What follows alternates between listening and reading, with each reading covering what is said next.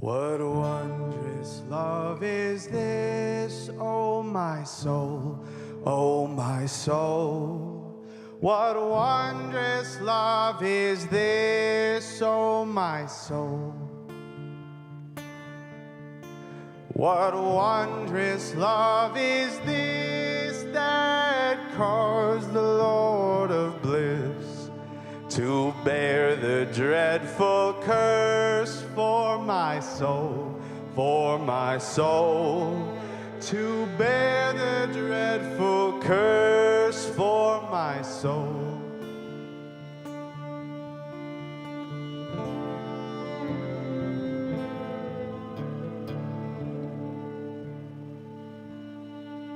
When I was sinking down, sinking down, sinking down. When I was sinking down, sinking down. When I was sinking down beneath God's righteous frown, Christ laid aside his crown for my soul, for my soul. Christ laid aside his crown for my soul.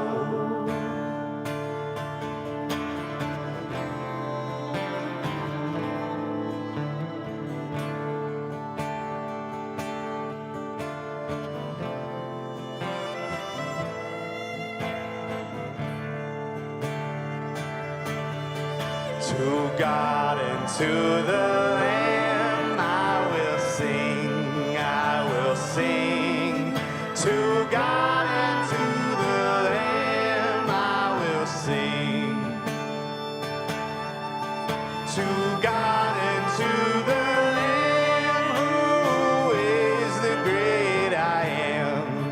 While millions join the theme, I'll sing on, I'll sing on. While millions join the theme, I will sing.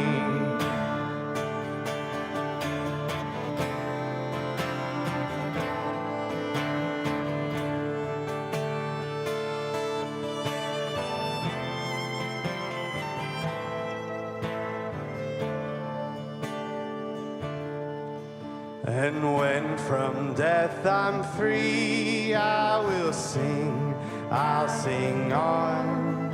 And when from death I'm free, I'll sing on. And when from death I'm free, I'll sing and joyful be. And through eternity, I'll sing on, I'll sing on. And through eternity, I'll sing on. Welcome to our Good Friday Tenebrae service.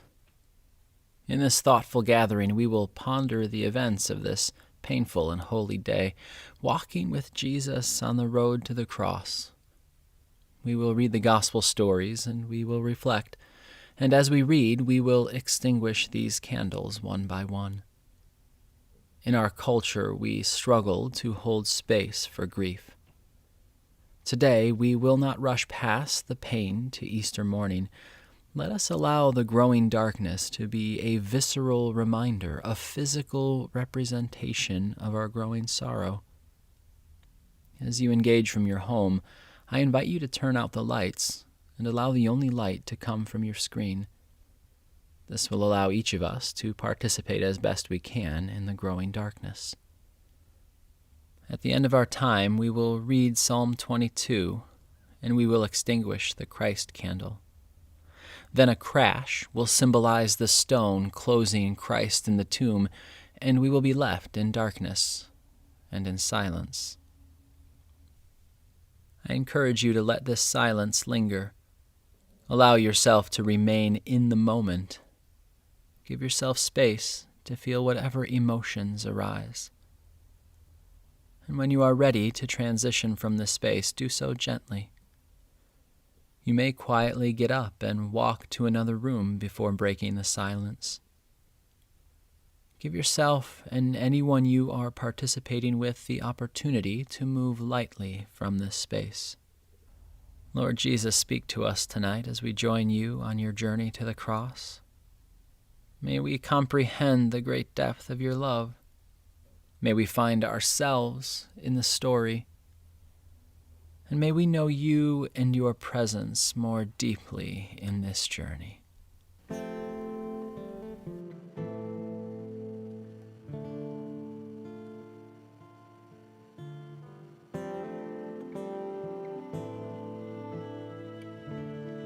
When it was evening, he took his place with the 12. And while they were eating, he said, "Truly, I tell you, one of you will betray me." And they became greatly distressed and began to say to him one after another, "Surely not I, Lord?"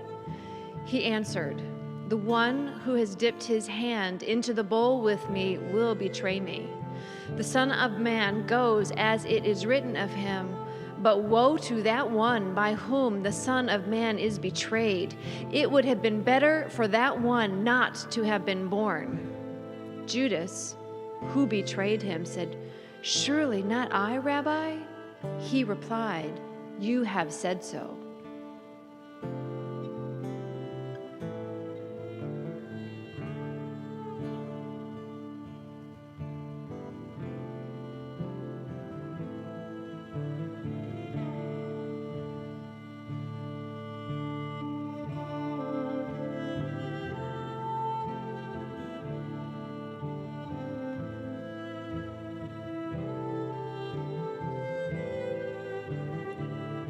Then Jesus said to them, "You will all fall away because of me this night.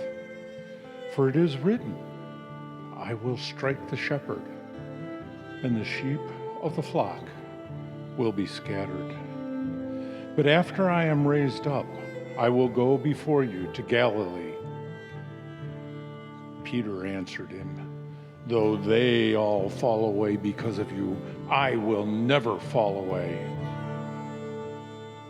Jesus said to him, "Truly, I tell you, this very night, before the rooster crows, you will deny me 3 times."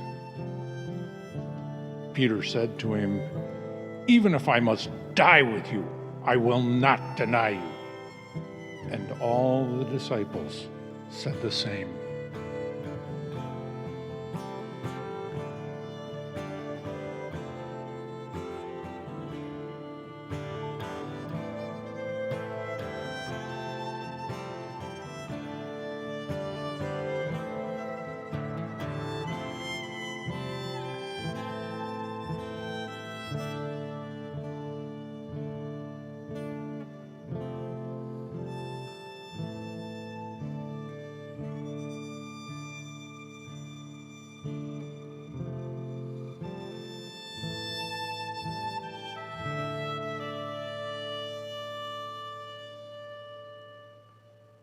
Because we are all betrayers, taking silver and eating body and blood and asking, "Is it I?" and hearing him say yes. It would be simple for us all to rush out and hang ourselves. But if we find grace to cry and wait after the voice of mourning has crowed in our ears clearly enough to break our hearts, he will be there to ask us each again, "Do you love me?"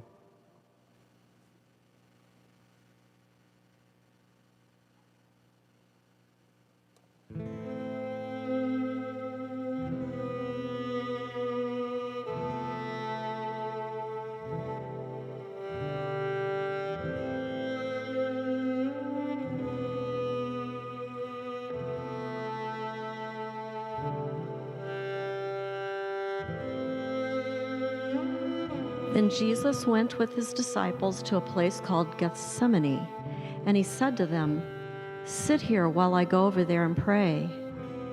He took Peter and the 2 sons of Zebedee along with him, and he began to be sorrowful and troubled. Then he said to them, "My soul is overwhelmed with sorrow to the point of death. Stay here and keep watch with me." Going a little farther, he fell with his face to the ground and prayed, "My Father, if it is possible, may this cup be taken from me. Yet not as I will, but as you will." Then he returned to his disciples and found them sleeping. "Couldn't you men keep watch with me for 1 hour?" he asked Peter. "Watch and pray so that you will not fall into temptation. The spirit is willing, but the flesh is weak." He went away a second time and prayed, "My Father, if it is not possible for this cup to be taken away unless I drink it, may your will be done." When he came back, he again found them sleeping because their eyes were heavy. So he left them and went away once more and prayed a third time, saying the same thing. Then he returned to the disciples and said to them, "Are you still sleeping and resting? Look, the hour has come, and the Son of Man is delivered into the hands of sinners."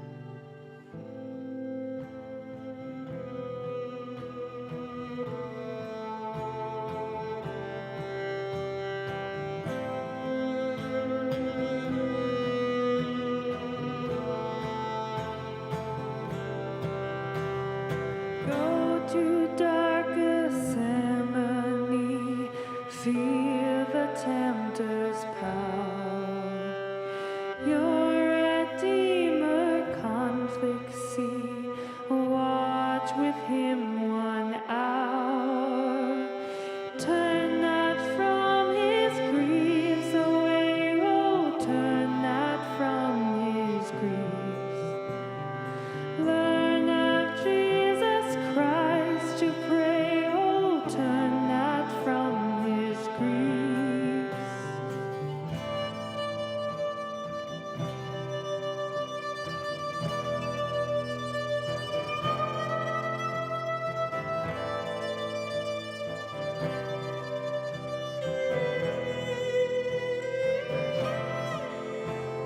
See him at the judgment hall, beaten, bound, arraigned. Oh, the wormwood and the gall, the pains his soul sustained.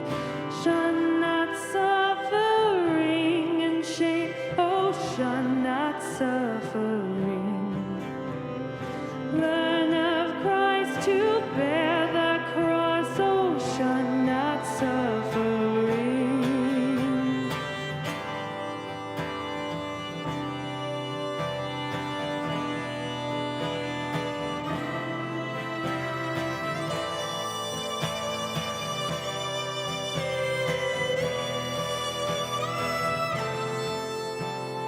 Calvary's mournful mountain climb, adoring at his feet. Mark that miracle of time, God's sacrifice complete. It is finished, hear him cry, oh, it is finished, done. Learn of Jesus Christ to die, oh, it is finished, done. Oh, it is finished, hear him cry, oh, it is finished, done. Learn of Jesus Christ to die, oh, it is finished, done.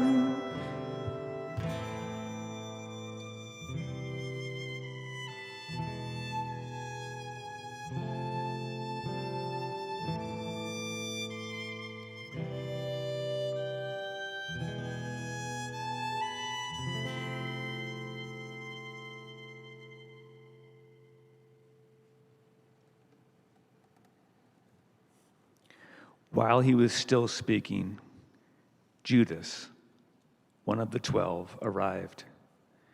With him was a large crowd armed with swords and clubs sent from the chief priests and the elders of the people.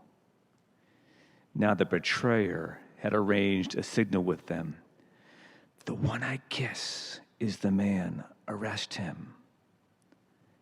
Going at once to Jesus, Judas said, "Greetings, Rabbi," and kissed him. Jesus replied, "Do what you came for, friend." Then the men stepped forward, seized Jesus, and arrested him. With that, one of Jesus' companions reached for his sword, drew it out, and struck the servant of the high priest, cutting off his ear. "Put your sword back in its place," Jesus said to him. "For all who draw the sword will die by the sword.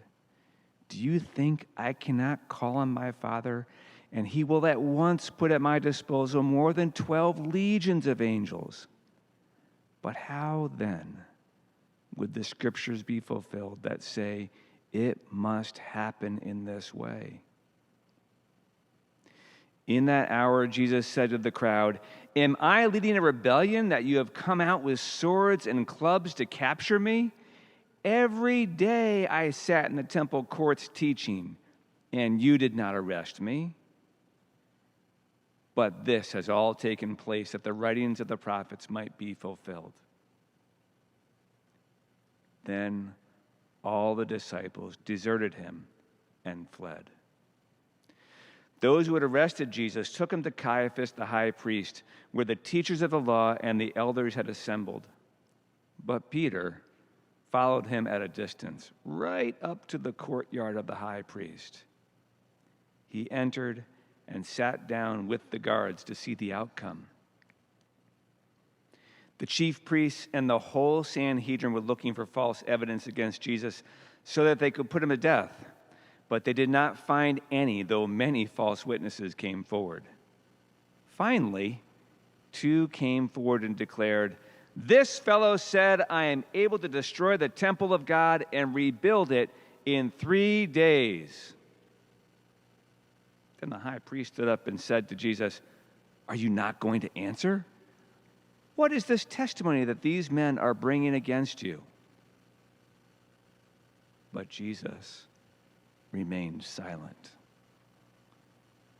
The high priest said to him, "I charge you under oath by the living God. Tell us if you are the Messiah, the Son of God."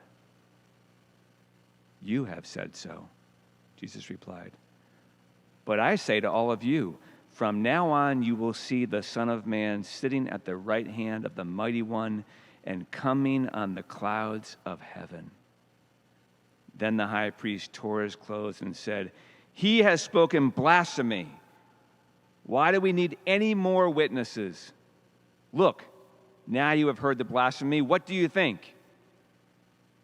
"He is worthy of death," they answered. Then they spit in his face and struck him with their fists. Others slapped him and said, "Prophesy to us, Messiah. Who hit you?"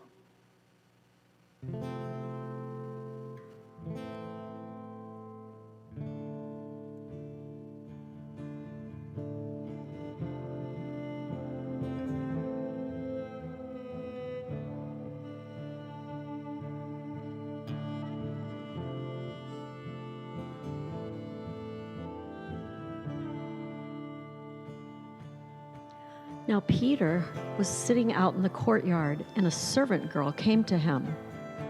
"You also were with Jesus of Galilee," she said. But he denied it before them all. "I don't know what you're talking about," he said. Then he went out to the gateway where another servant girl saw him and said to the people there, "This fellow was with Jesus of Nazareth." He denied it again with an oath. "I don't know the man." After a little while, those standing there went up to Peter and said, "Surely you are one of them. Your accent gives you away." Then he began to call down curses, and he swore to them, "I don't know the man." Immediately a rooster crowed. Then Peter remembered the word Jesus had spoken, "Before the rooster crows, you will disown me 3 times." And he went outside and wept bitterly.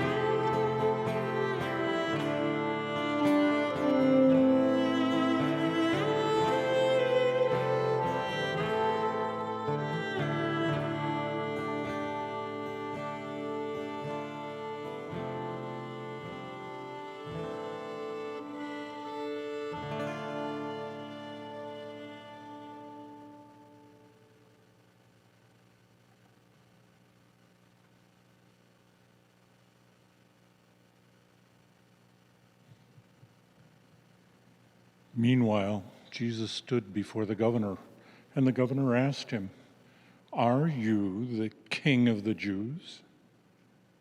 "You have said so," Jesus replied.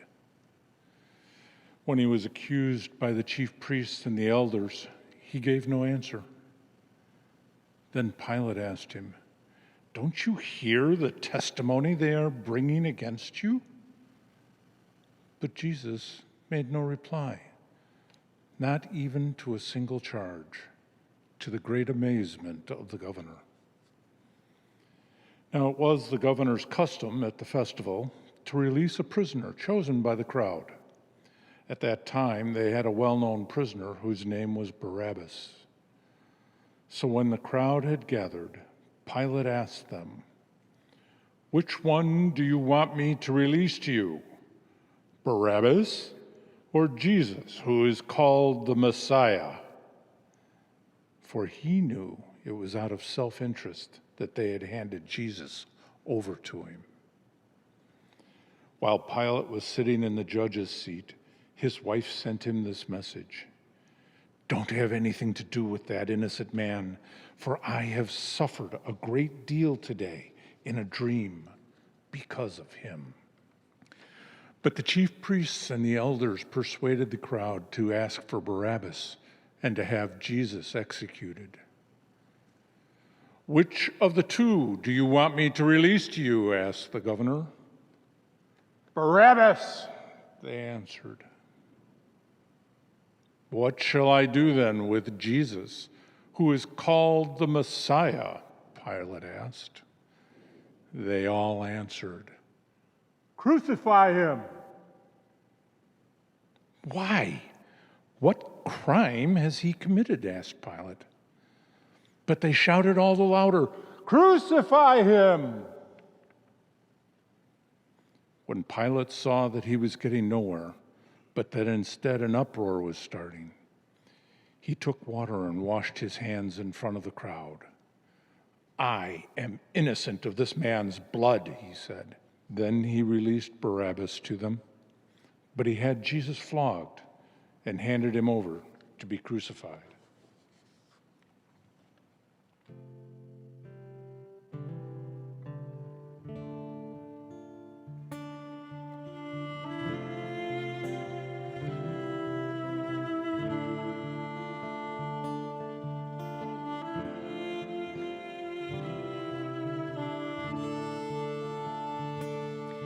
Then the governor's soldiers took Jesus into the praetorium and gathered the whole company of soldiers around him. They stripped him and put a scarlet robe on him, and then twisted together a crown of thorns and set it on his head. They put a staff in his right hand. Then they knelt in front of him and mocked him. "Hail, King of the Jews," they said. They spit on him and took the staff and struck him on the head again and again. After they had mocked him, they took off the robe and put his own clothes on him. Then they led him away to crucify him. As they were going out, they met a man from Cyrene named Simon, and they forced him to carry the cross. They came to a place called Golgotha, which means the place of the skull.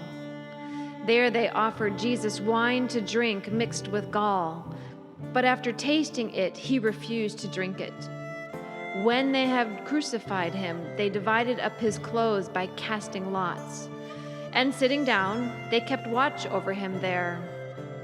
Above his head they placed the written charge against him: "This is Jesus, the King of the Jews." 2 rebels were crucified with him, one on his right and one on his left. Those who passed by hurled insults at him, shaking their heads and saying, "You who are going to destroy the temple and build it in 3 days, save yourself. Come down from the cross if you are the Son of God." In the same way, the chief priests, the teachers of the law, and the elders mocked him. "He saved others," they said, "but he can't save himself. He's the King of Israel. Let him come down now from the cross and we will believe in him. He trusts God. Let God rescue him now, if he wants him. For he said, 'I am the Son of God.'" In the same way, the rebels who were crucified with him also heaped insults on him.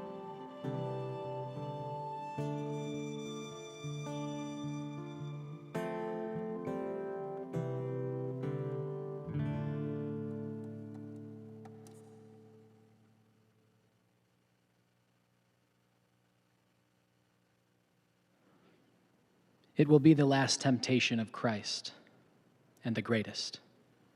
The first temptation ended on a foreboding note. When the devil had finished all this tempting, he left him until an opportune time. The words foreshadow a sequel to that great duel in the wilderness, but the second grab for Jesus' soul would have to be more strategically planned than the first. Satan knows this. The setting would have to be different, starker, more desolate, and the timing, it would have to be different too. It would have to be a more opportune time. The time of Satan's first temptation was when Christ's ministry was just beginning to bloom, when all looked hopeful. He knows if he comes again, it would have to be a time when the bloom was off the branch, when all hope was gone. That time is now. The ministry is dead, and so almost is Jesus. He has suffered the loss of sleep, the loss of blood, and the loss of his friends. He was never more tired than he is now, never more weak, never more alone. Satan knows the time is opportune. He has watched from the corners of the upper room and waited in the shadows of Gethsemane. He has witnessed the betrayals and the trials, the mocking and the beating. He knows. The soul of Christ has never been more ripe for the picking or more within his reach. So he comes this one last time. The setting for this final temptation is a chalky knoll just outside Jerusalem's north wall. Scooped with shallow caverns, the round hill looks grim and ominous and well fitted to its nickname, Golgotha, the place of the skull.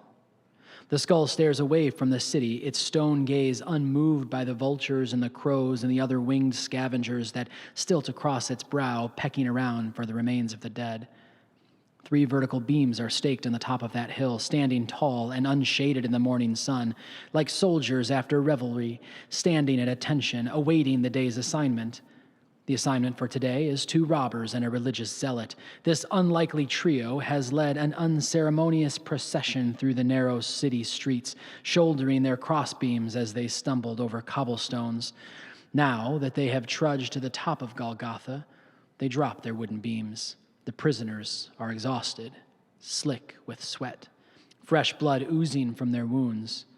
One by one, the prisoners are muscled to the ground and stretched across their crossbeams. The first thief struggles, but a handful of soldiers subdues him, sitting on him as the spiker does his work. He screams as the spikes impale his wrists, 2 wraps on one arm, 2 more on the other. Seeing this, hearing this, the other prisoner struggles even more desperately, but the guards subdue him too. 2 wraps, then 2 more, and the uprising is put down. They have saved Jesus for last. The soldiers stretch his arms across the coarse-grained wood. A soldier straddles his chest, 2 others straddle his arms, 2 others his legs. They're used to the fitful resistance of condemned men, but this condemned man throws no fit, offers no resistance. The spiker bends on one knee, the pockets of his leather apron bulging with nails, an iron-headed mallet filling his hand. He places the spike just below Jesus' wrist. The clank of metal echoes off the stone walls. 1 sharp rap to penetrate the arm, 1 more to penetrate the wood. 1 rap on the other arm, then another, and the job is done. One by one, the crossbeams are lifted into position. 4 soldiers lift Jesus' crossbeam and 2 steady his feet. 2 others hoist it with ropes that run through a groove in the upright timber. The spikes scrape against the bones in his wrists, and the shifting weight of his body tears the skin and muscles in his arms, but he does not cry out.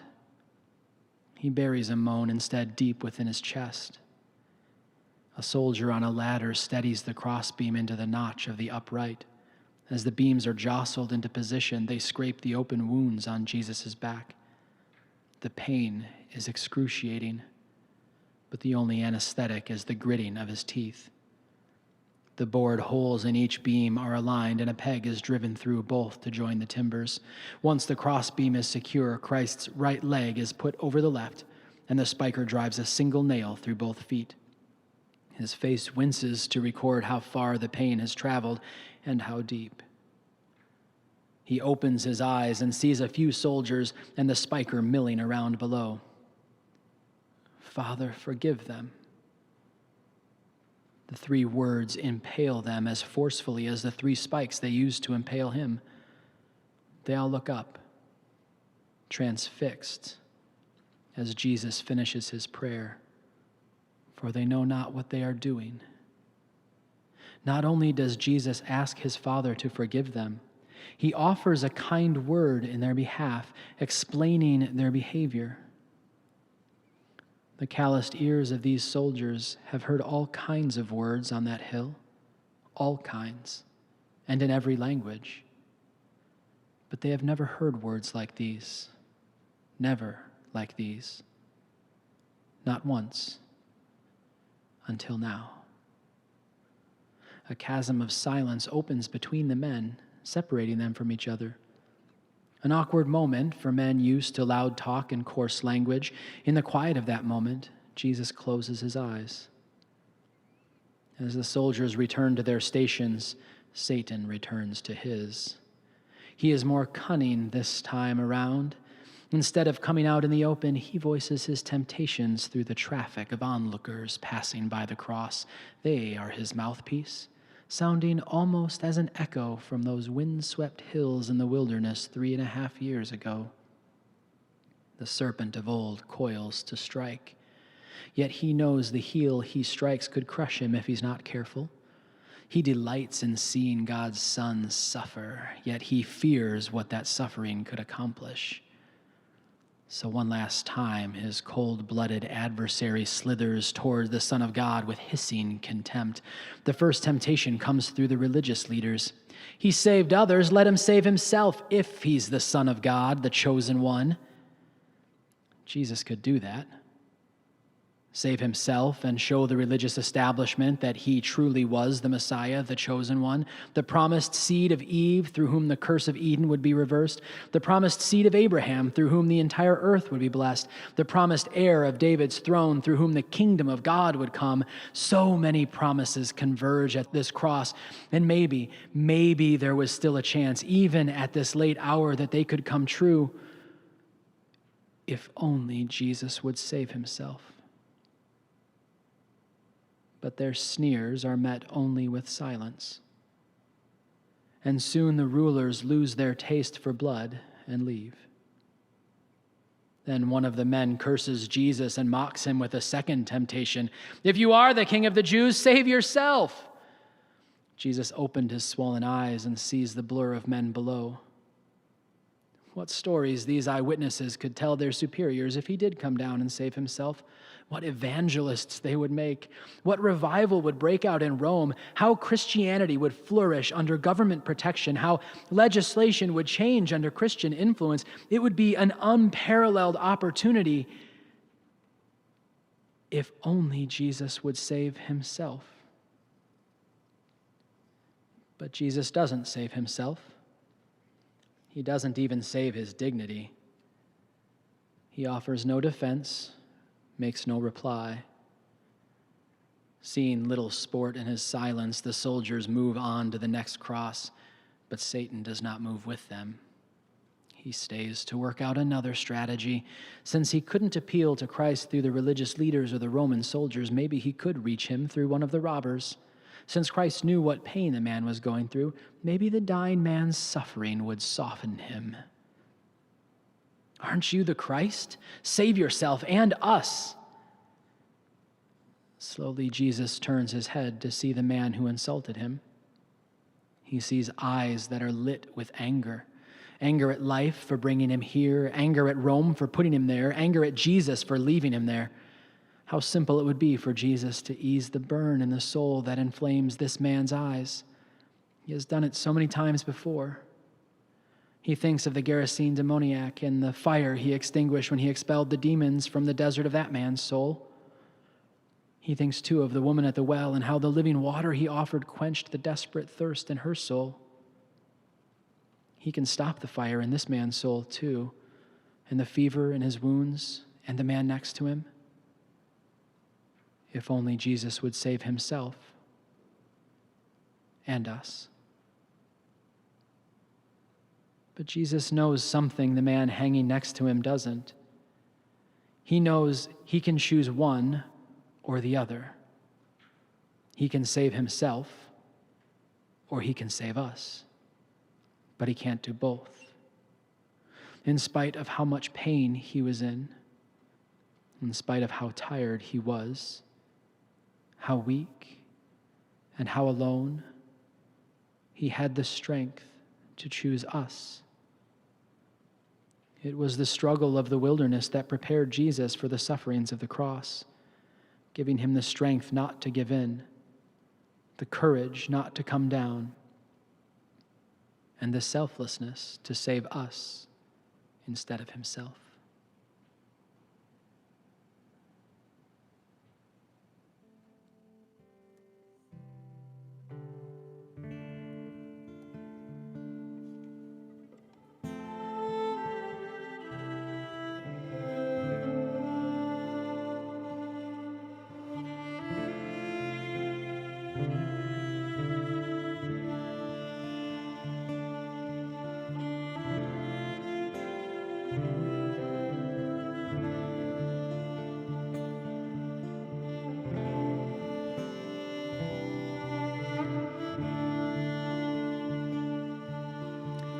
From noon until 3 in the afternoon, darkness came over all the land. About 3 in the afternoon, Jesus cried out in a loud voice, "Eli, Eli, lama sabachthani," which means, my God, why have you forsaken me?" When some of those standing there heard this, they said, "He's calling Elijah." Immediately one of them ran and got a sponge. He filled it with wine vinegar, put it on a staff, and offered it to Jesus to drink. The rest said, "Now leave him alone. Let's see if Elijah comes to save him." And when Jesus had cried out again in a loud voice, he gave up his spirit. At that moment, the curtain of the temple was torn in two from top to bottom. The earth shook, the rocks split, and the tombs broke open. The bodies of many holy people who had died were raised to life. They came out of the tombs after Jesus' resurrection and went into the holy city and appeared to many people. When the centurion and those with him who were guarding Jesus saw the earthquake and all that had happened, they were terrified and exclaimed, "Surely he was the Son of God." Many women were there, watching from a distance. They had followed Jesus from Galilee to care for his needs. Among them were Mary Magdalene, Mary the mother of James and Joseph, and the mother of Zebedee's sons. As evening approached, there came a rich man from Arimathea named Joseph, who had himself become a disciple of Jesus. Going to Pilate, he asked for Jesus' body, and Pilate ordered that it be given to him.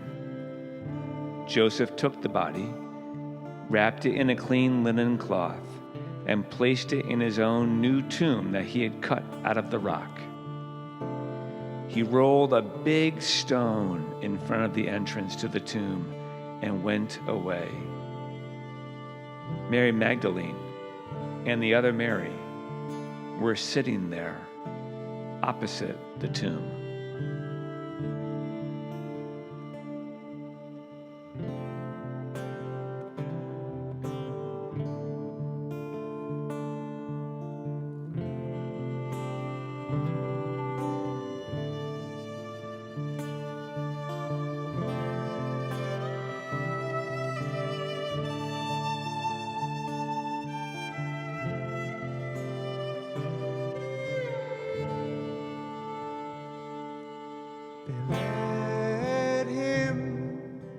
Pilate's bar.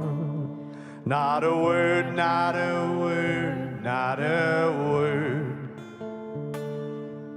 They led him to Pilate's bar.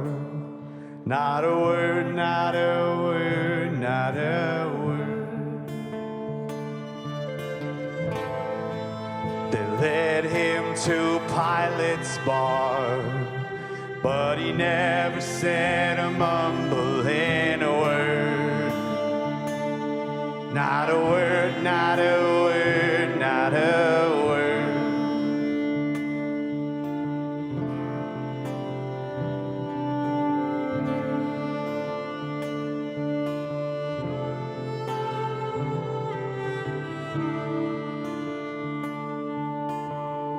They all cried, crucify. Not a word, not a word, not a word. They all cried, crucify. Not a word, not a word, not a word. They all cried, crucify. But he never said a mumbling word. Not a word, not a word, not a word.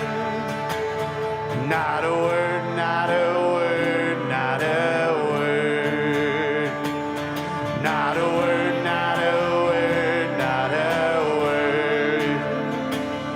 Not a word, not a word, not a word.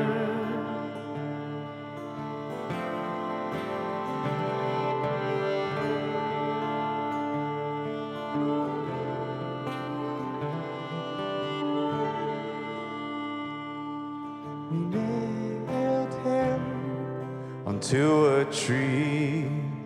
Not a word, not a word, not a word. We nailed him onto a tree. Not a word, not a word, not a word. We nailed him onto a tree, but he never said a mumbling word. Not a word, not a word, not a word. Not a word, not a word, not a word. Not a word, not a word, not a word. Not a word, not a word, not a word. Not a word, not a word, not a word. Not a word, not a word, not a word.